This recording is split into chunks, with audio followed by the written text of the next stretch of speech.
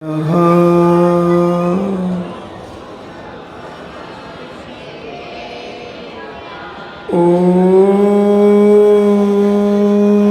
नमः सिद्धेभ्यः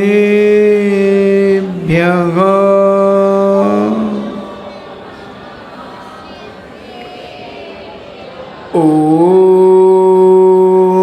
नमः सिद्धेभ्यः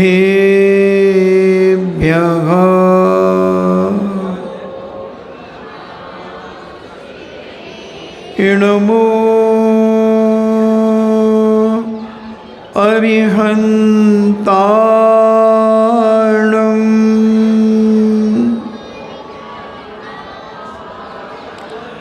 नमो सिद्धाणं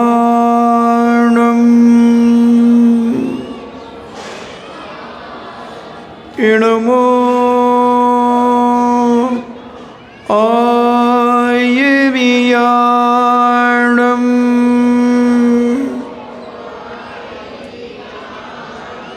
नमो उबज्झायाणं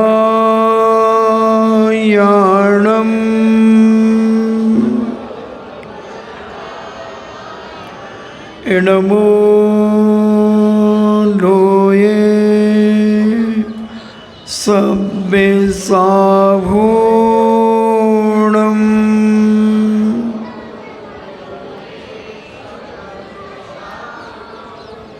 पंच परमेष्टि भगवान की अहिंसामयी वीतराग विश्व धर्म की देवादिदेव 1008 आदि ब्रह्मा आदिश्वर श्री आदिनाथ भगवान की देवादिदेव 1008 श्री अभिनंदन नाथ भगवान की देवादिदेव 1008 शासन नायक बाल ब्रह्मचारी भगवान महावीर स्वामी की परम पूजनीय आचार्य श्रोमणि गुरुवर श्री कुंद कुंद महामुनिराज की परम पूजनीय आचार्य श्रोमणि गुरुवर श्री विद्यासागर जी महामुनिराज की परम पूजनीय निर्व्यापक श्रवण मुनि श्री सुधा सागर जी महाराज की पूज्य श्री पूज्य सागर जी महाराज की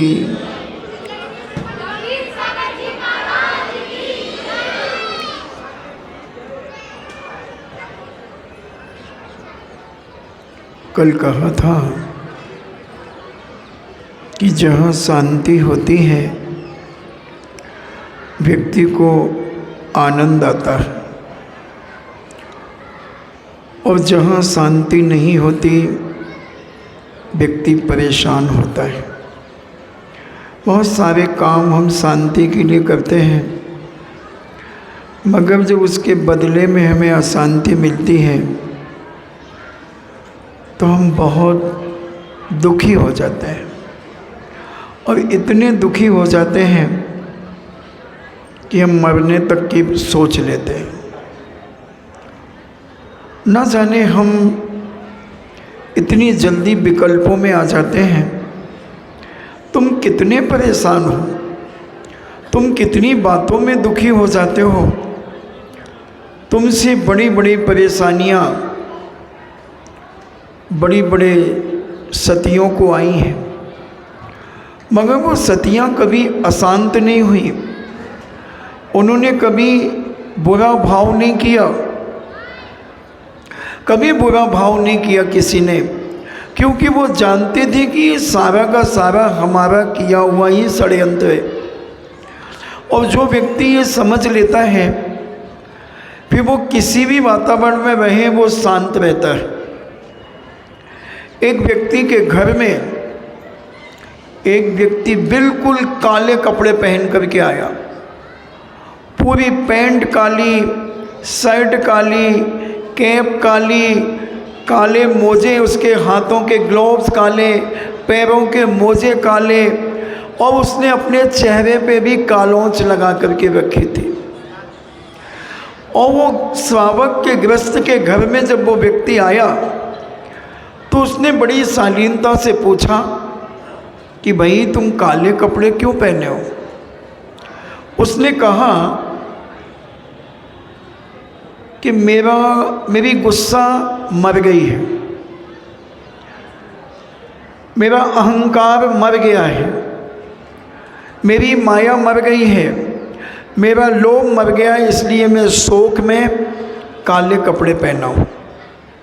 क्योंकि शोक में काले कपड़े पहनते हैं। उसने कहा कि अच्छा, अपने नौकर से कहा निकालो इसको बाहर।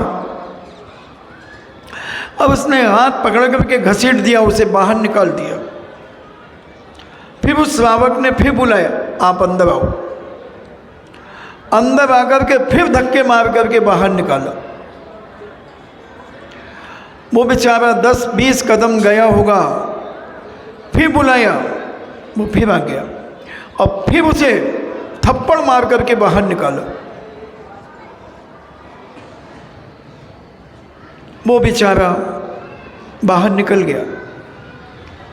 फिर बुलाया और फिर घसीटा,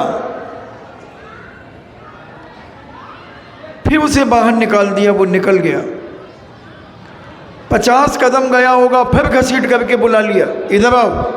वो फिर आ गया, फिर मारा उसे, घसीटा, वो बाहर और निकाल दिया, वो निकल गया। ऐसे उसने कम से कम 45 बार उसे घसीटा, बाहर निकाला, बुलाया। फिर उसने कहा कि आपको गुस्सा नहीं आया। उसने कहा गुस्सा मर गया, जभी तो मैं काले कपड़े पहना हूँ। गुस्सा मर गया तभी तो मैं काले कपड़े पहना हूँ, क्योंकि मैं बहुत आनंद में रहता हूँ। मेरा अहंकार मर गया है, मेरी मायाचारी मर गई है, मेरा छल कपट मर गया है, मेरा लोभ मर गया। किसी प्रकार की मुझे तृष्णा नहीं है, कुछ भी नहीं चाहिए मुझे, कुछ भी नहीं चाहिए, क्योंकि मैं ये सब मर गए और इनके मरने पर मुझे इतनी शांति है, इतनी शांति है कि शायद दुनिया में इससे बड़ा, मुझसे बड़ा शांत कोई व्यक्ति नहीं होगा। इतना आनंद में हूँ मैं अपने जीवन में कि मुझसे बड़ा कोई व्यक्ति आनंदित नहीं होगा। उस व्यक्ति ने देखा कि जिस समय जैसी मुद्रा में ये व्यक्ति आया था, इसकी मुद्रा में कोई फर्क नहीं पड़ा है। इसकी मुद्रा बिल्कुल हूबहू है, जरा सी भी सिकन नहीं आई इसके चेहरे पर। जरूर इसका क्रोध मर गया है, जरूर इसका अहंकार, इसका ईगो मर गया है, इसकी मायाचारी मर गई है, इसका लोभ मर गया है। उस व्यक्ति ने उसके चरण छू लिए, उस व्यक्ति ने उसके चरण छू लिए और चरण उठा करके अपने मस्तक पर रख लिए, चरण उठाकर मस्तक पे रख लिए। फिर भी उस व्यक्ति को कोई फर्क नहीं पड़ा, न उसके अंदर कोई अहंकार जागा, न कोई खुशी जागी। वो जैसा था वैसा ही रहा। उसने कहा कि धन्य है, धन्य है, मैं तुम्हें बहुत आदरणीय मानता हूँ, बहुत पूजनीय मानता हूँ। आज से मैं तुम्हें अपना आदर्श मानता हूँ। अगर ये कला तुम मुझे सिखा दो, बस तो मैं अपने जीवन में धन्य हो जाऊंगा। उस व्यक्ति ने कहा ये कोई कला नहीं है, शांत रहने की कोई कला नहीं होती। कला तो कलाकार के पास होती है, कला तो नाटककार के पास होती है, किसी जादूगर के पास होती है। मेरे पास कोई कला नहीं है। मैंने तो संतों के पास बैठ कर के अपने जीवन में एक ही बात सीखी है, जो आचार्य विद्यासागर जी महाराज कहते हैं, संत समागम की यही तो सार्थकता है कि भले वो संत ना बने मगर संतोषी अवश्य हो जाता है। साधु संतों के पास बैठने का मतलब कोई कला नहीं सीखना है, अपने अंदर की अशांति को निकाल करके बाहर फेंकना है। शिल्पी क्या करता है जब मूर्ति गढ़ता है? कुछ नहीं करता, एक अक्ष बनाता है, एक पेंसिल से एक लाइन बनाता है उस पाषाण में, वो जितना बेकार का पत्थर होता है वो पत्थर निकालता चला जाता है, निकालता चला जाता है, निकालता चला जाता है और मूर्ति उभर करके आ जाती है। ऐसा ही हमें अपने अंदर करना है, ऐसा ही कुछ जादू हमें अपने अंदर प्रकट करना है, ऐसा ही जादू कि अपने अंदर की अशांति को निकालना है। अपनी छोटी छोटी बातों की उत्तेजना को हमें शांत करना है। अगर ये सारा का सारा हम अपने जीवन में करने लगेंगे तो हम दुनिया में ऐसे ही शांत व्यक्ति कहलाएंगे। शांति लाल नाम रखने से कोई शांति लाल नहीं हो जाता, शांति बाई नाम रखने से कोई शांति बाई नहीं हो जाता। शांति हमारे अंदर बैठी है, जो अशांति उस शांति को दबा रही है। जैसे एक छत्तीस और एक छतरी का झगड़ा हो गया, बहुत जबरदस्त गुत्थम गुत्था हुई। छत्तीस ने छतरी को नीचे दबा दिया, उसकी छाती पर बैठ करके उसे दबा रहा है और छतरी दब रहा है। वहाँ से दो सज्जन व्यक्ति निकले और कहते, देखो कैसा जमाना आ गया, छतरी को 36 दबा रहा है, क्योंकि उसे भान नहीं है कि मैं छतरी हूँ। छतरी वो कहलाता है जिसकी छत्र छाया में आने पर लोगों को शांति मिल जाती है, आनंद की लहरें उठने लगती हैं, जीवन आनंदमय होने लगता है। और सबसे बड़ा अगर कोई छत्री है दुनिया के अंदर तो दिगंबर साधु। दिगंबर साधु सबसे बड़ा दुनिया में अगर कोई छत्री है। छत्री उसे मत समझना कि जो बड़ी बड़ी मूछें रख लेता है, बंदूक टांग लेता है, वो छत्री नहीं है, वो तो एक असामाजिक तत्व है। छत्री का मतलब वही है कि जिसकी छाया में आकर सुख शांति और समृद्धि हमारे जीवन में बढ़ने लगे, जीवन का अनुभव होने लगे, जीवन की शांति हमारे अंदर प्रकट होने लगे, उसी का नाम है छत्री। इस छत्री की मैं दूसरी बात कर रहा हूँ। जो छत्री अभी दबा हुआ है वो छत्री की बात, वो छत्री अलग है। वो वही छत्री है मूंछों वाला और बंदूक टांगने वाला। जब दो सज्जन व्यक्तियों ने कहा कि भाई तू तो छत्री ठाकुर है और एक 36 तुझे दबा रहा है, उसे एकदम पता चला कि अरे मैं ठाकुर हूँ। अब उसने उसे एक झटके में पटका और उसकी छाती पर चढ़ करके और उसके चेहरे पे मुक्के मुक्के मारे। हमें भी ज्ञान नहीं है कि शांति हमारे अंदर बैठी हुई है, अशांति ने उसे दबा दिया है, अशांति का कचरा उसके ऊपर पड़ गया है, इसलिए शांति अंदर से दबी हुई है। शांति को जागृत करो, ऊपर की छटाई करो। जैसे शिल्पी पाषाण को छांटता चला जाता है, छांटता चला जाता है और प्रतिमा बनकर के तैयार हो जाती है, बड़ी मनोज्ञ प्रतिमा बन जाती है, शांत मुद्रा को धारण करने वाली। हम भले उन्हें शांतिनाथ नाम दे दें, आदिनाथ नाम दे दें, 24 तीर्थंकर के कोई भी नाम दे दें, मगर वो प्रतिमा के ऊपर की गंदगी साफ हो गई है, सारा कचरा साफ हो गया, अशांति साफ हो गई और शांति प्रकट होने लगी। जैसे उस काले कपड़े पहने वाले व्यक्ति के अंदर से शांति प्रकट हो गई थी, क्षमा भाव प्रकट हो गया था, प्रकट हो गया था क्षमा भाव। अब उसे तुम कितना भी क्रोधित कर दो, कितना भी तुम उसे जलील कर दो, कितना भी उसे अपमानित कर दो, उसे कोई फर्क नहीं पड़ेगा।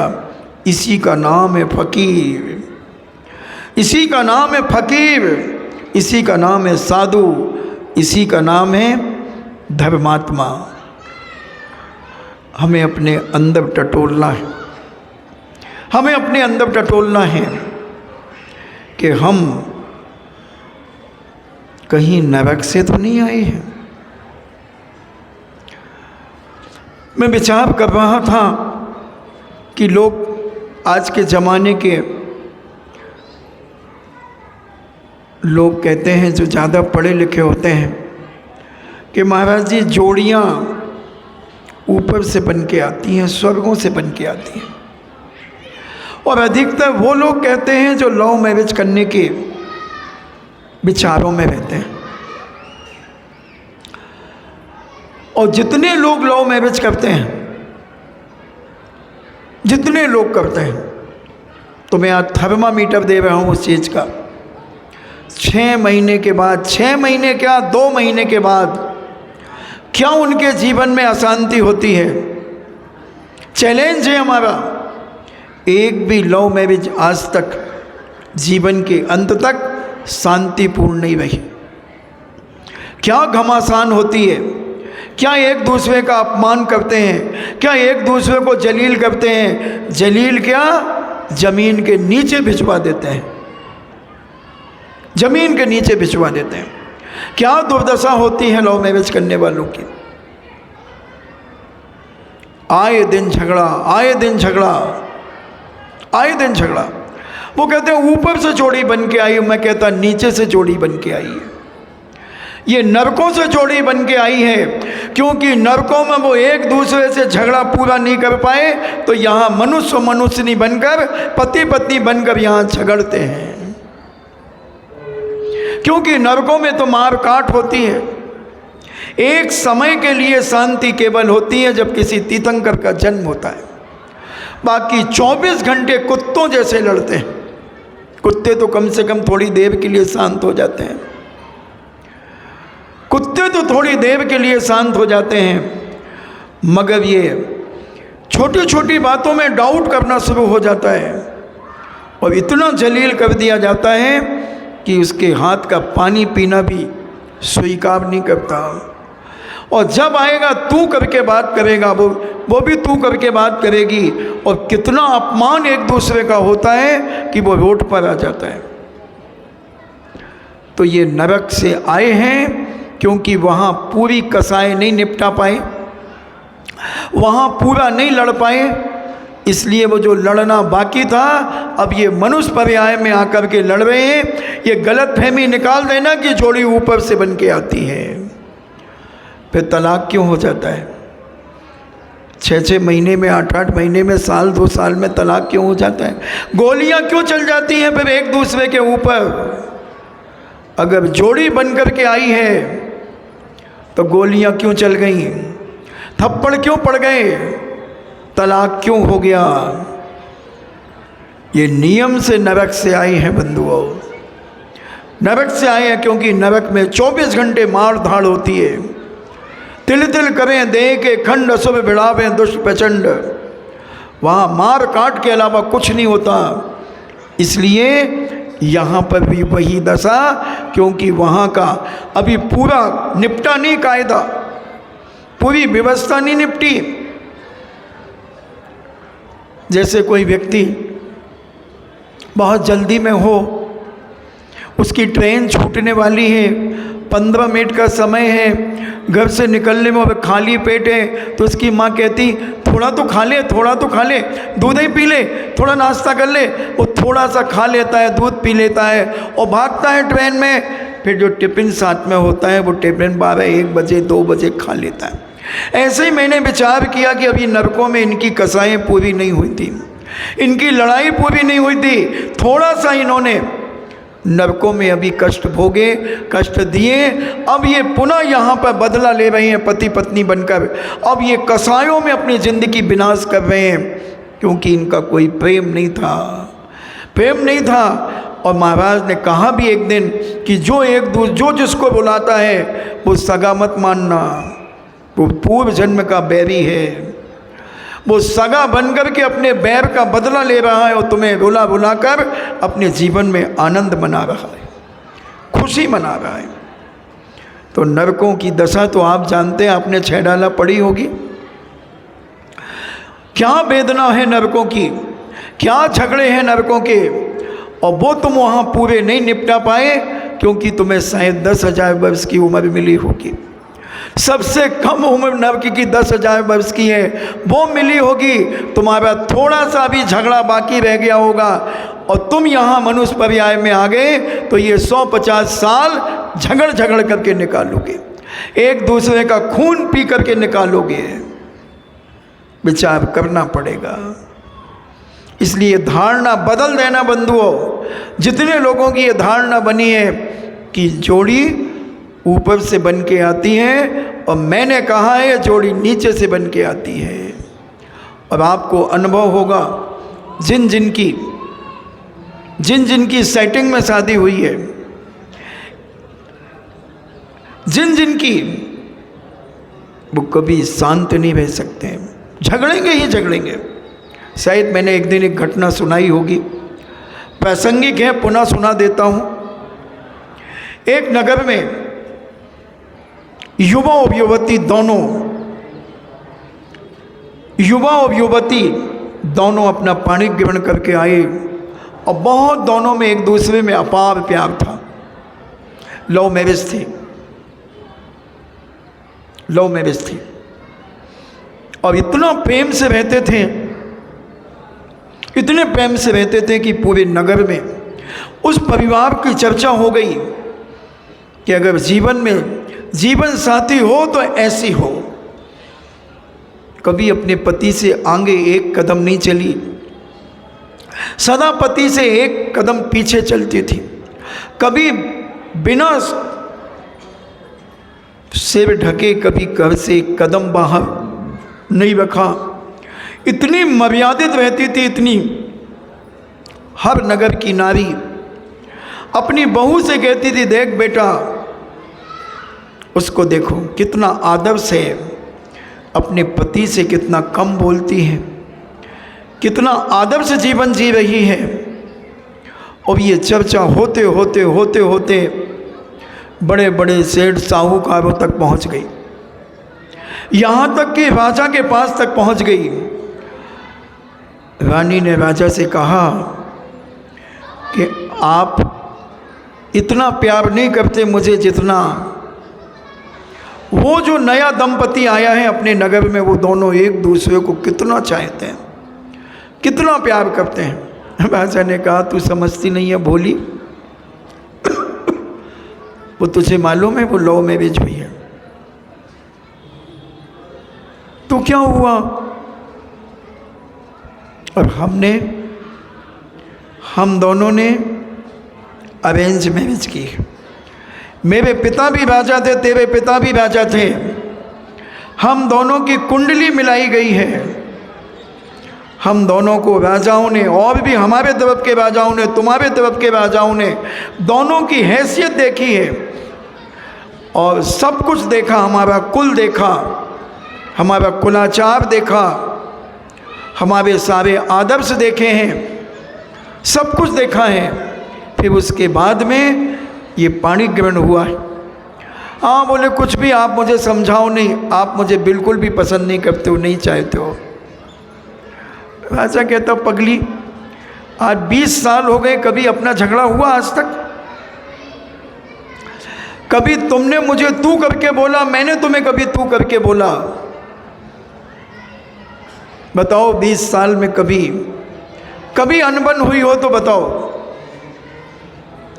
रानी कहती हैं कैसे होगी, हमारी तो अरेंज शादी हुई है। बोले नहीं, मगर आप उसके बराबर मुझे नहीं चाहते। राजा ने कहा 1 हफ्ते का मौका दे, अभी तुझे तमाशा दिखाता हूँ, अभी दिखाता हूँ तमाशा। और बोले पहले तुम एक काम करो,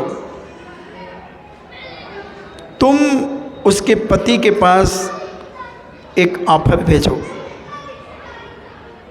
एक ऑफर भेजो कि मैं फलाने फलाने राजा की महारानी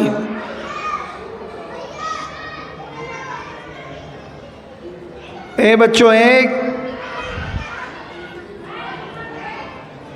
मना करो, कौन है वहां पर? फलाने नगर की महारानी तुम्हें जी जान से चाहती है और तुम मुझे स्वीकार करो।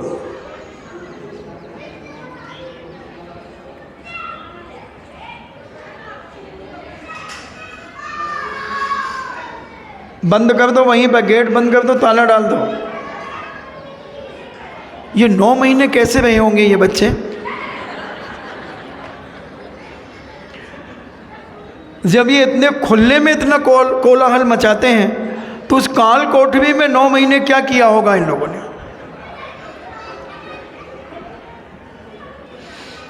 तो रानी ने उस युवा के पास अपना प्रस्ताव भेजा और कहा कि मैं तुम्हें बहुत लाइक करती हूँ, जब भी तुम अपने घर के बाहर निकलते हो मैं अपने झरोखे से तुम्हें निहारती रहती हूँ, और जिस समय तुम नहीं दिखते मुझे तो मेरा मन बहुत अशांत हो जाता है, मैं बहुत दुखी और वेदना से भर जाती हूँ, तड़पन से भर जाती हूँ। आज मैंने बहुत बड़ी हिम्मत करके अपनी दासी के द्वारा जो पत्र भेजा है उस पत्र को तुम स्वीकार करो और मैं तुम्हारी पत्नी बनना चाहती हूँ। उस युवा ने कहा क्षमा करें, एक दूसरा पत्र लिखा, क्षमा करें मेरी पत्नी के अलावा दुनिया में कोई सुंदर नारी नहीं है, मेरी पत्नी के अलावा दुनिया में कोई आदर्श नारी नहीं है, मेरी पत्नी के अलावा स्वर्ग में कोई देवी और अप्सरा नहीं है, इसलिए मैं आपसे क्षमा चाहता हूँ। महारानी जी, आप राजमाता बने, आपके चरण में छूता हूँ, आप मेरे परिवार में फूट डालने का प्रयास न करें, आप मेरी शांति को अशांति में बदलने का प्रयास न करें। बहुत सारा पत्र लिखा। हम भीख मांग सकते हैं मगर कभी अपनी पत्नी को छोड़ करके अपना जीवन यापन नहीं कर सकते। बहुत लिखा उसने। रानी ने पत्र पढ़ा, राजा साहब को दिखाया, बोले देखो। राजा ने कहा वाह, पुरुष बहुत दमदार है, पुरुष बहुत सहनशील और आदर्श है, पुरुष अपनी पत्नी को ही पत्नी मानता है और बाकी सारी दुनिया की स्त्रियों को वो अपनी माँ, बहन और बेटी मानता है। उसकी लेखनी बता रही है, उसके भाव बता रहे हैं। ऐसा पवित्र पुरुष धन्य है। अगर मेरे सामने होता तो मैं उसके चरण छू लेता। राजा कह रहा है। रानी ने कहा देखा तुमने, तुम कह रहे थे तमाशा दिखाऊंगा, बोले अभी देखना। अब राजा ने अपने दूत के द्वारा प्रस्ताव भेजा उस युवा की पत्नी को। मैं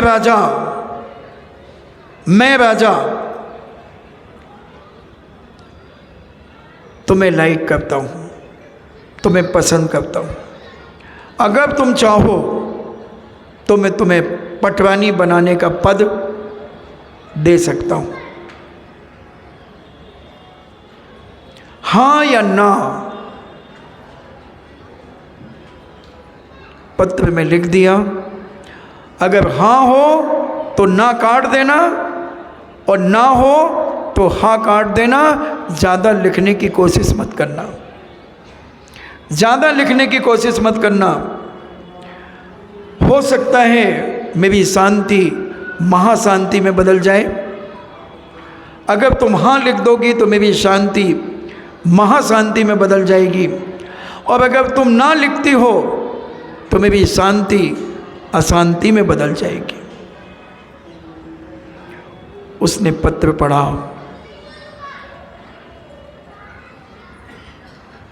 उसने कहा इसका जवाब 2 दिन बाद दूंगी।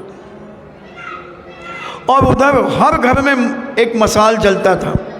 उस नगर में जितने भी मकान थे मसाल जलते थे। जैसे वैशाली नगर जो पूज्य कुंडलपुर नगर जो भगवान महावीर स्वामी की जन्मभूमि थी, वहाँ पे कहते हैं 42,000 मकान थे, और 42,000 मकानों में ध्वजाएं लगी हुई थी। स्वर्णमय ध्वजा, रजतमय ध्वजा, ताम्र की ध्वजा, पीतल की ध्वजा, कैटेगरियाँ थी। अपनी अपनी हैसियत के अनुसार ध्वजाएं लगाई गई थी। ऐसे उस नगर में मसाल जलते थे। और उस महिला ने राजा को कहा कि 2 दिन के बाद मैं जवाब दूंगी। 2 दिन के बाद राजा का आदमी गया। उसने पत्र में ना काट दिया और हाँ में राइट लगा दिया। समझना, बहुत समझने की बात है। राजा ने फिर एक पत्र भेजा। इसमें तुम्हारा पति आड़े आएगा, तुम्हारा पति आड़े आएगा। अगर पति आड़े आ जाएगा तो मैं कुछ नहीं कर सकता, भले मैं राजा हूं।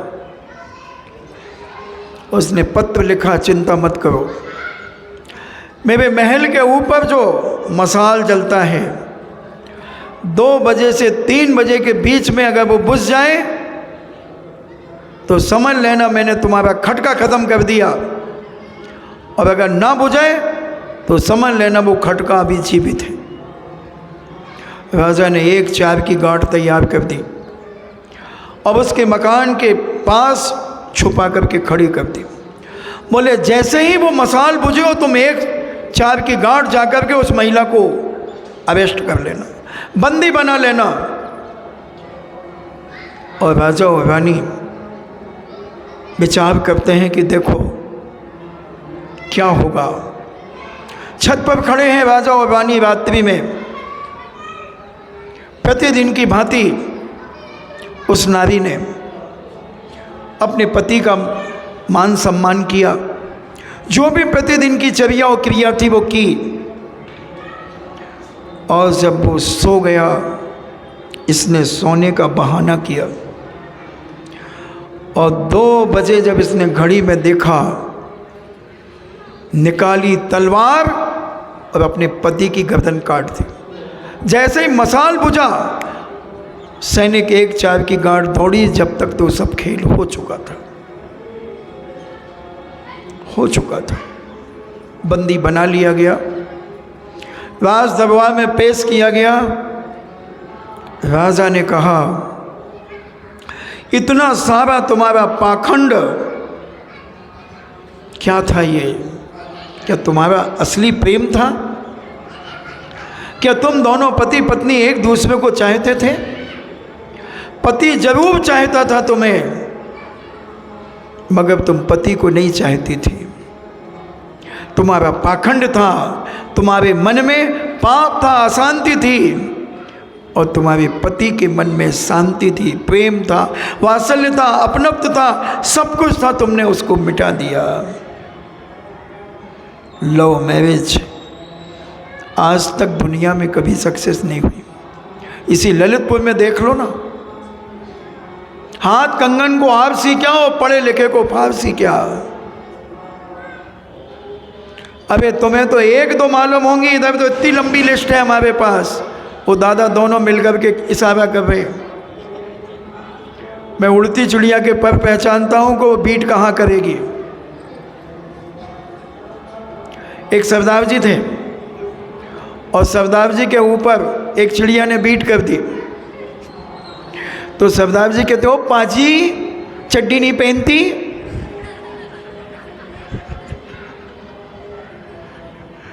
तो चिड़िया कहती है ओ सरदार जी, चिड़िया भी क्या कपड़े पहनती है क्या? तो मैं जानता हूं कि उड़ती चिड़िया के पर पहचानता हूं कि वो बीट कहाँ करेगी। तुम कितनी गिनाओगे? जितनी तुम गिनाओगे उसमें 2-4 शून्य में लगा दूंगा। और एक भी अगर सुख और शांति में हो तो मुझे आकर के बताना, मैं इसी मंच से आई एम सॉरी प्लीज करूंगा। एक भी बता देना बंधु। इसलिए अगर शांति चाहते हो, अपने जीवन में आनंद चाहते हो, तो छोटी छोटी बातों पर कभी गौर नहीं करना, निकाल देना। एक 500 रुपए की एक मूर्ति बन जाना। एक शिल्पी 2 मूर्तियां लेकर के बेचने के लिए आया, दोनों बिल्कुल हूबहू थी। एक 5,000 की थी, एक 500 रुपए की थी। बनिया तो सस्ती लेता है, सस्ती ले बार बार और महंगी ले एक बार। अपन तो महंगी लेते हैं, सस्ते का काम ही नहीं। हाँ, महंगी के भी ऐसे नहीं कि तेली के तेल है तो पहाड़ में छुपड़ दें, नहीं, उसकी जो ओरिजिनल कीमत होती है वो लेता हूँ। और भाई मूर्ति वाला 20 घंटा घर के किनारे दुकान लगा करके बैठा था। लोग प्रवचन सुन सुन करके जा रहे थे। पूछा क्यों भाई कितने की? बोले ये 500 की। बोले ये? बोले 5,000 की। बोले दोनों एक सी है, अंतर क्या है? बोले अंतर ये है कि एक यहाँ से सुनती और यहाँ से निकाल देती है, कुछ भी कहोगे वो यहाँ से निकालती, वो यहाँ से, और एक कुछ भी कहो यहाँ से यहाँ ले जाती है और टेंशन में आ जाती है, रोने लगती है, माथा पीटने लगती है, कपड़े फाड़ने लगती है, दीवालों से सिर फोड़ने लगती है और 10-5 लोगों को इकट्ठा कर लेती है।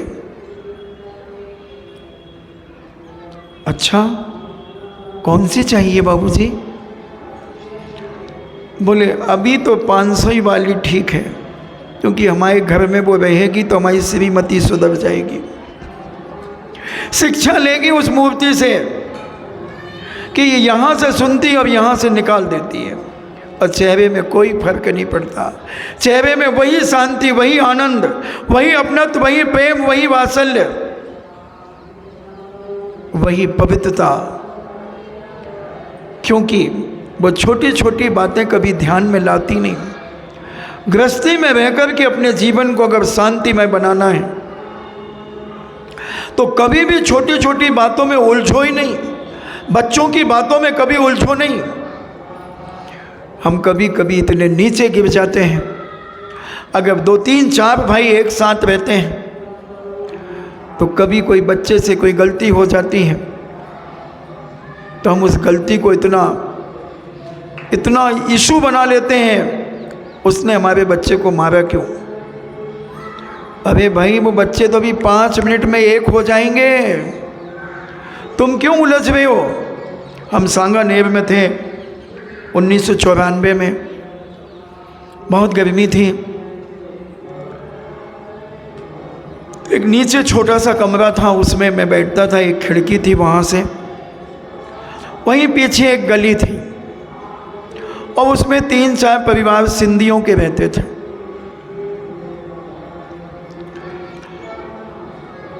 उनके बच्चे क्रिकेट खेल करके आ रहे थे, उनके हाथ में वो स्टंप और बल्ला था और वो एक दूसरे को गालियां बक रहे थे, नोच रहे थे, बाल पकड़ करके एक दूसरे को हिला रहे थे। और उन दो की माताएं अपने अपने दरवाजे पर खड़ी थी। मैं देख रहा था कि एक बच्चा उसी अपनी माँ के बाजू से निकल करके अंदर चला गया, दूसरा बच्चा अपनी माँ के पास से अंदर निकल गया। वो दोनों माताओं ने कुछ नहीं बोला, एक शब्द नहीं बोला। बोलो मैं तुमसे पूछना चाहता हूँ, 2 पड़ोसन एक साथ रहती हो, मान लो ये पूज्य सागर का कमरा और एक जो गंभीर सागर का जहाँ बैठता है, और एक पूज्य निर्व्यापक श्रवण सुधा सागर जी महाराज बैठते हैं। ऐसे मान लो 3 परिवार यहाँ रहते हैं और बच्चे वहाँ से 3 खेल करके आ रहे हैं, गाली गलौज करते, एक दूसरे को थप्पड़ मार रहे हैं, बाल नोच रहे, नाखून से नोच दिया, और तीनों उस घर की मालिकन अपने अपने दरवाजे के बाहर खड़ी हैं। और तुम देख रही है इस ग्राउंड में ये टीन सेट नहीं है, मान लो तुम्हें सब दिख रहा है। अब बोलो तुम्हारे मन में क्या आएगा? जिसका बेटा मार रहा होगा उसको तो कुछ नहीं होगा, खुशी सी होगी, और जिसका पिट रहा होगा उसको कैसा लगेगा? वहीं से चिल्लाएगी।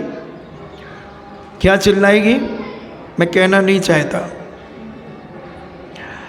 और वो उसको जब मारने लगेगा तो उसके अंदर उत्तेजना आएगी, उसकी शांति में विघ्न आ जाएगा, और हो सकता है कि जीने से नीचे उतरे और 2-3 सीढ़ियाँ नाक के धड़ाम से गिरे, मुंह छिल जाए, हाथ छिल जाए, तो भी पकड़ करके क्यों मारा? एक दो क्या अभी मेरे बच्चे को मार बैठती देर से, देखो कैसे खून बह रहा। सच है ना? सच है ना? यही करोगे ना? मगर उन दोनों माताओं ने, तीनों माताओं ने कुछ नहीं किया। वो देखती रहीं और तीनों बच्चे अपने अपने घर में चले गए। शाम को जब मैं छत में गया तो वो अपने कपड़े उठाने छत पर आई। मैंने उनसे पूछा कि वो आपके ही बच्चे थे कि किसी और के थे? तो बोले महाराज जी हमारे ही थे। तो हमने कहा बच्चे ऐसे खून खच्चर हो गए, आपने कुछ नहीं बोला? बोले महाराज जी इन बच्चों के पीछे हम अपनी शांति क्यों ख़त्म करें, अपना प्रेम क्यों ख़त्म करें? हमारा पड़ोसी बहुत बड़ा आदर्श है। वो कहती हमारा पड़ोसी बहुत बड़ा आदर्श है। हम अगर इन बच्चों के बीच में थोड़े से उलझ जाएंगे तो हमारी कसाएं बन जाएगी, हम लोग एक दूसरे से नफरत करने लगेंगे, घृणा करने लगेंगे। महाराज ये तो बच्चे अभी आपने देखा नहीं, आप तो चले गए होंगे, 1 घंटे बाद फिर खेलने निकल गए वो तीनों के तीन, और गले में हाथ डाल करके चले जा रहे थे। आप थे नहीं, आप कमरे में। हाँ मैंने कहा मैं क्लास में चला गया था। हाँ तो बोले बस अब बच्चों की लड़ाई में हम क्यों अपनी अशांति पैदा करें? बहुत बड़ी शिक्षा है। हम परिवार में रहते हैं, हम ज्वाइंट में रहना चाहते हैं और रहना ही चाहिए, मगर इन्हीं बच्चों की लड़ाई इतनी बढ़ जाती है कि बड़ों में दरार बन जाती है और दोनों हाथ अलग अलग रहने लगते हैं। सारा प्रेम वात्सल्य खत्म हो जाता है। हम विचार हमें अपने जीवन में क्यों नहीं कर पाते कि ये सारा का सारा मामला कभी ना कभी खत्म हो सकता है अगर एक व्यक्ति अपने जीवन में शांति को बढ़ाना शुरू कर दे। एक व्यक्ति अगर घर में विवेकशील हो जाए। हमने एक वो बालिका की कहानी सुनाई थी, एक ज्ञान सागर जी महाराज ने, जो कर्तव्य पथ प्रदर्शन में लिखी थी, 5-7 दिन चली थी वो, कि 6 जेठानियाँ थी और सबसे छोटी बहू। क्या घर को आदर्श बनाया था उसने, सारे घर में ऐसी शांति उत्पन्न कर दी थी, सारे मोहल्ले में शांति उत्पन्न हो गई थी एक नारी चाहे तो पूरे मोहल्ले को भी नर्क बना सकती है, और एक नारी चाहे तो पूरे मोहल्ले को आदर्श और शांति में बना सकती है। मगर हम चाहते नहीं, हमें लड़ने में ही मज़ा आता है। और जिन जिन को लड़ने में आनंद आता है, आज नोट कर लेना अपनी डायरी में, ये नरक से पूरी कसाएं अभी निपटा करके नहीं आए। नरक से अभी इनकी पूरी लड़ाइयाँ समाप्त नहीं हुई थी, अब इनकी आयु पूर्ण हो गई। इसलिए ये पति पत्नी बनकर, सास बहू बनकर, पिता पुत्र बनकर, माँ बेटा बनकर अभी लड़ रहे हैं, कसाएं उत्पन्न कर रहे हैं, और सारे घर की शांति को भंग करके अशांति का बीजारोपण कर रहे हैं। सोचो, समझने का प्रयास करो। ये मनुष्य पर्याय लड़ने के लिए मिली थी? ये लड़ने के लिए नहीं बंधु, ये कर्म क्षयात कर्मों को क्षय करने के लिए मिली थी। लड़ने के लिए तो नर्क मिला था। 84 लाख बिल है जहाँ, वहाँ लड़ना तो वहाँ मार काट होती है।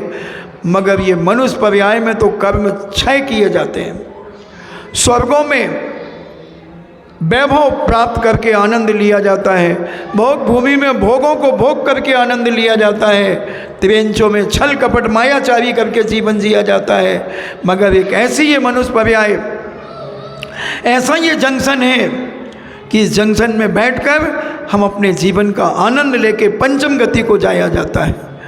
और हम तो यहाँ से चारों गतियों के रास्ते खोल रहे हैं। हम तो नरकों में जाकर के अपना जीवन व्यतीत करेंगे, पुनः नरक से आए हैं और नरक जाएंगे। अभी ये तो छठे काल में होना है, मगर हम तो पंचम काल में ही ऐसी हरकतें कर रहे हैं, ऐसे अत्याचार वनीति अपने परिवार में कर रहे हैं कि हम एक दूसरे को फूटी आंख देखना नहीं चाहते। ऊपर से तो हम बहुत मीठी मीठी बातें कर लेंगे, मगर अंदर से उसके प्रति कितना घृणा भाव रहता है, कितना जलील करने का भाव रहता है, कितना नीचा दिखाने का भाव रहता है। क्या करोगे ऐसी जिंदगी? क्या ये कोई जीवन है? ये सवर्ण समाज का कोई जीवन है?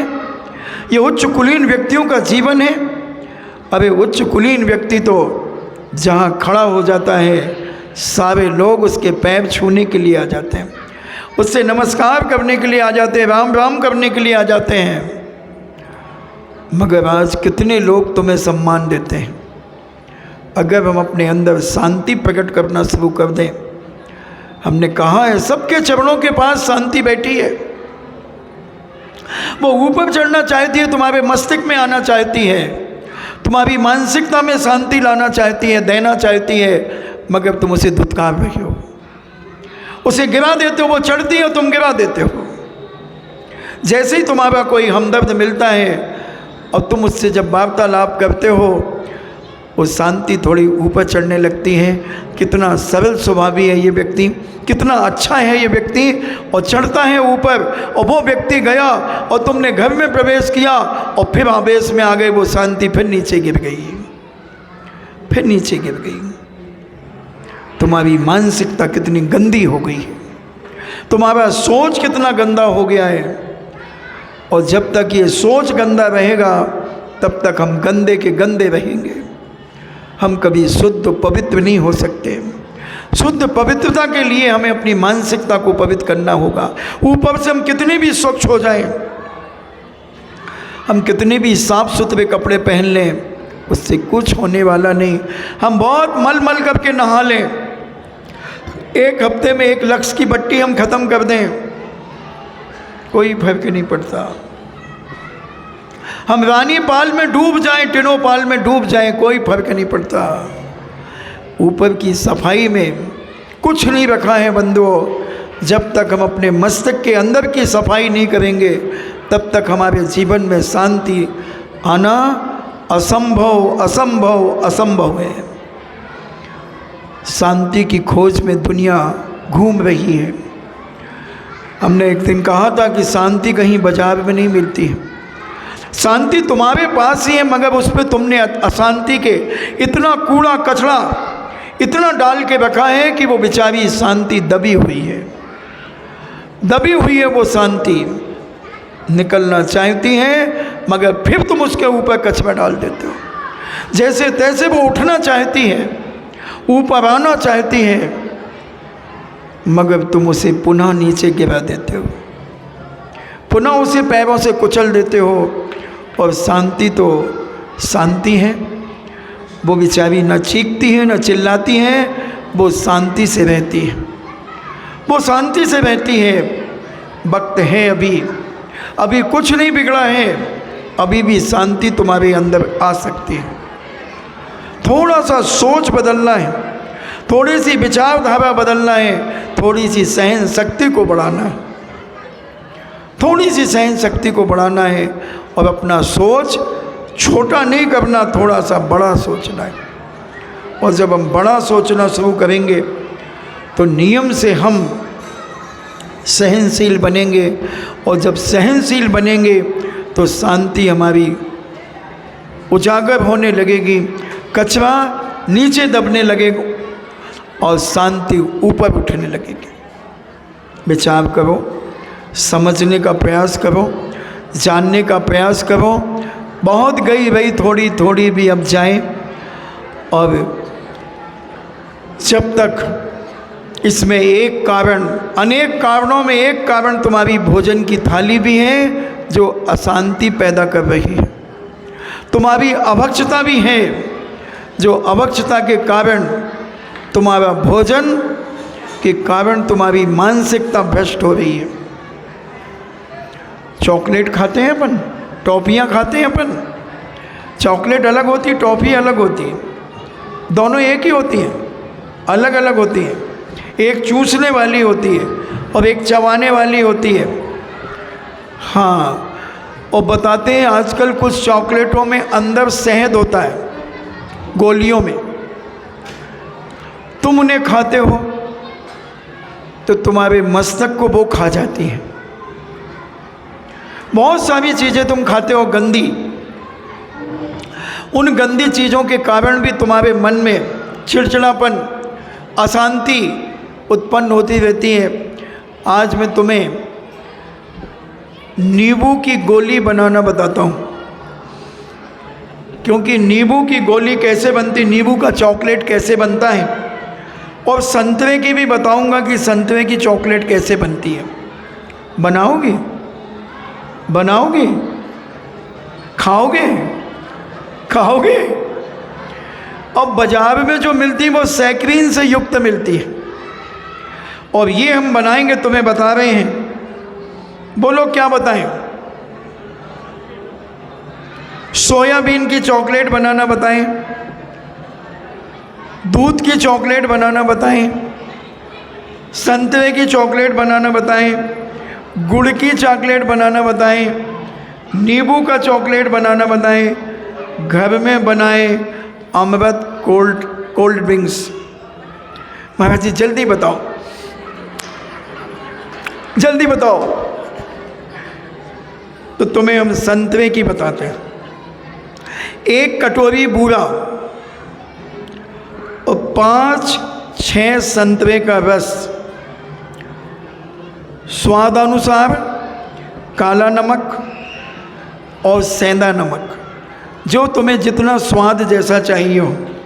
सबसे पहले कढ़ाई में संतरे के रस को मंद मंद आंच में सुखा लें, बाद में बूरा डालें। जब बूरा जमने जैसा हो जाए तो इच्छा अनुसार उसमें आकार दे दें। संतरे की कली का आकार चाहिए, संतरे की कली देखी तुमने, उस कली में देना है तो तिरछी काट लो और फिर उसे चूसो। नींबू का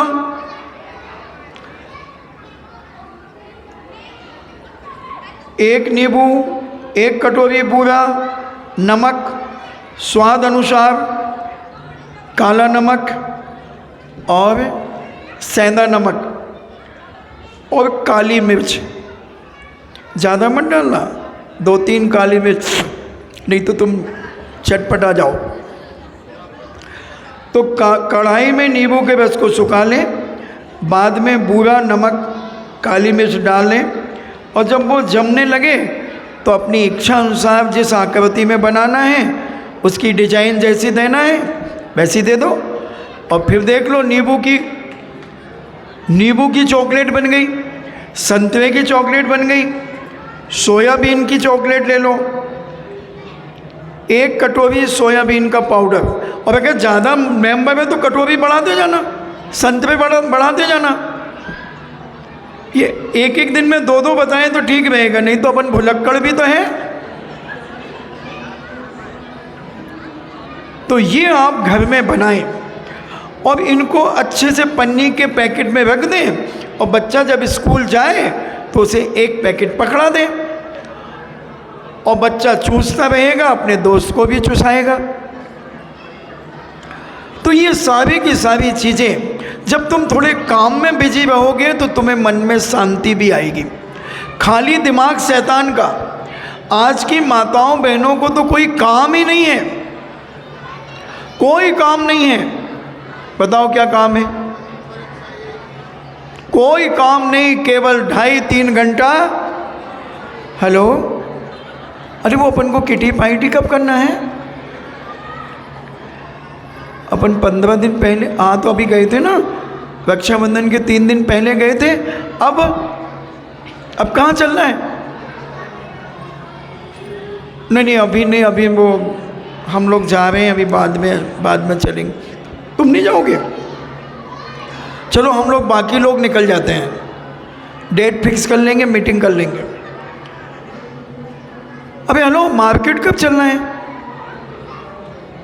अभी क्या थोड़ा कड़की चल रही, थोड़ा अभी रक्षाबंधन के बाद व्यापार थोड़ा डाउन हो गया है, तो अभी डांटेंगे वो, अभी मार्केट नहीं जाएंगे। इसमें कितना मोबाइल, कम से कम 2 घंटे 40 मिनट मोबाइल फालतू बातों में रहता है। 2 घंटे 40 मिनट। अगर वही 2 घंटे 40 मिनट तुम अपने आप को थोड़ा उलझा करके रखो, किसी न किसी कार्य में फंसा करके रखो, तुम्हारे मन में एक अलौकिक शांति आएगी। पहले माताओं को टाइम नहीं मिलता था और अपने आप में इतना बिजी जीवन जीती थी वो, और शाम को जब मंदिर में आती थी चेहरे में बड़ी शांति झलकती थी, आनंद रहता था उनके जीवन में, और वो इतनी खुश मिजाज रहती थी। भाई आज तो थोड़ा काम भी हो गया और अच्छा भी लग रहा मुझे। तुम बीमार क्यों रहती हो? कहीं ये दुख रहा, कहीं वो दुख रहा, कहीं सिर दुख रहा, कहीं ये दुख रहा, क्योंकि काम धाम है नहीं और खाना दिन भर है। कहीं ये डाल लिया, कहीं वो डाल लिया। किचन में गई, मूंगफली निकालना थी, 4 मूंगफली पहले मुंह में चली गई। अब झूठे तुम बनाओगी, क्या बरकत होगी? चने की दालें डाल लेती 2-4 दाने, यानी मुंह चलना चाहिए कुछ ना कुछ इनका। इसलिए उसका नाम पहले चौका था, चौका, और चौका का मतलब था चोखा। और अब क्या हो गया? किचन। तो जहाँ किचकिच होती है उसका नाम किचन हो गया। पहले कोई मजाल है कि बिना सोले के कपड़े पहन करके उस चौके में घुस जाए? किसकी हिम्मत थी? किसी की हिम्मत नहीं थी।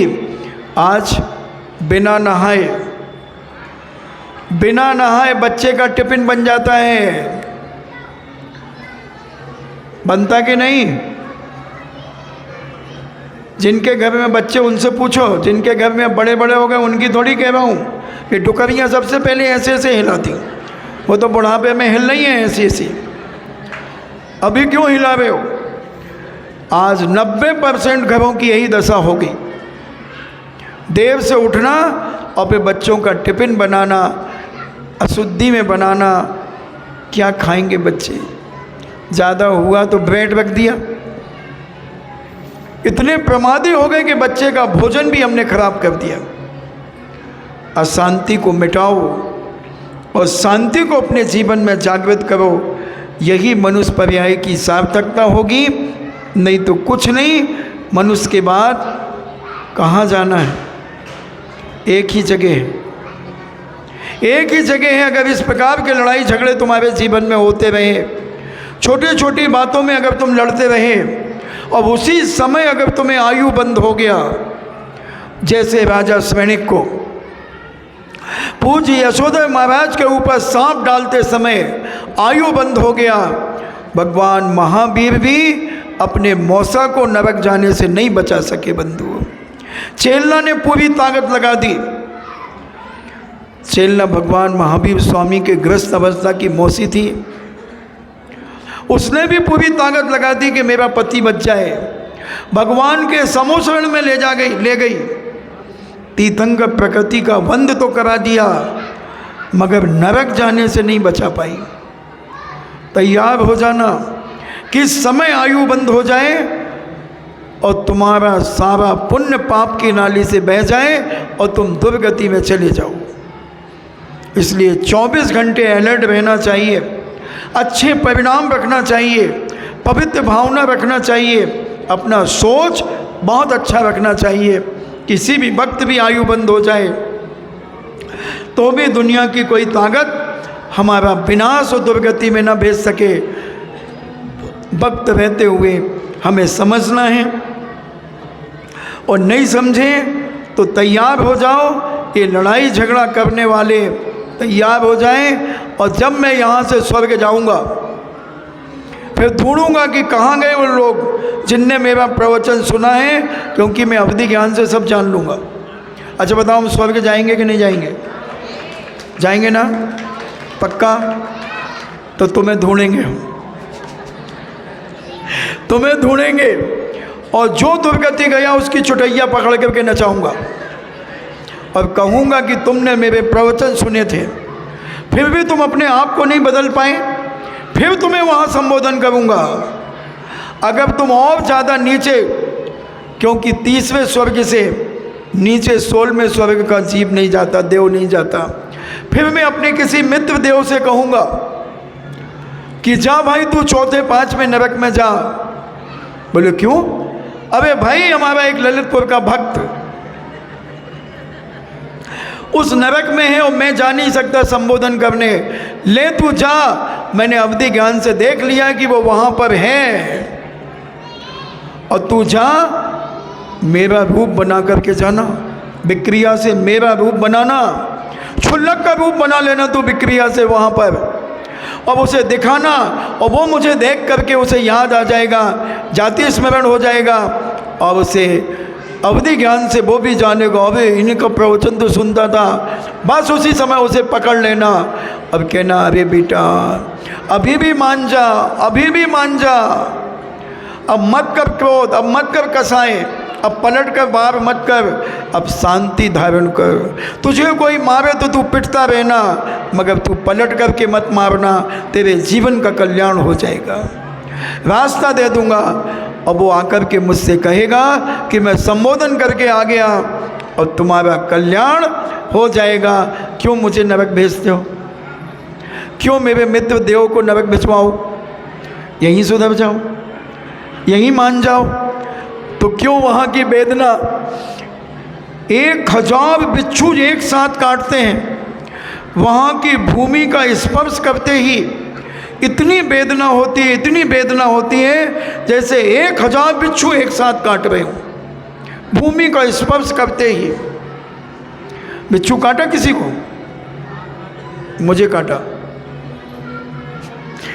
2 उंगलियों में काटा, इतने बड़े बिच्छू ने।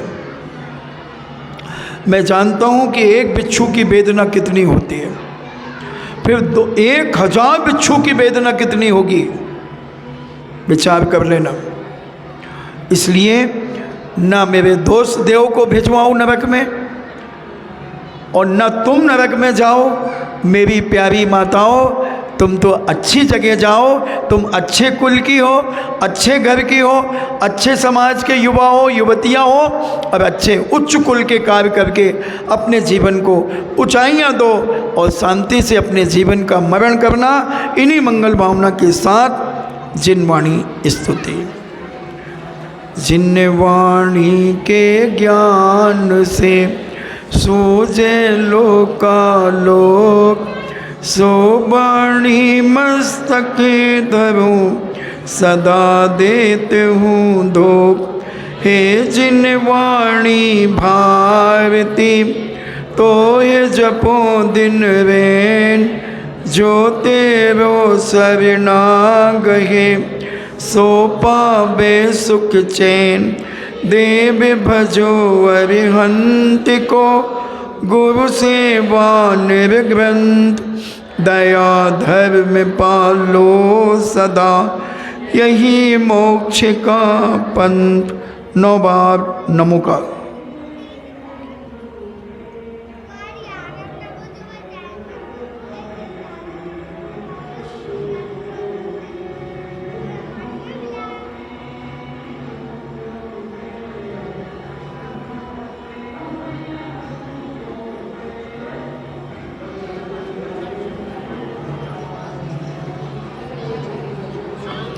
परम पूजनीय द्वादशांग जिनवाणी माता की।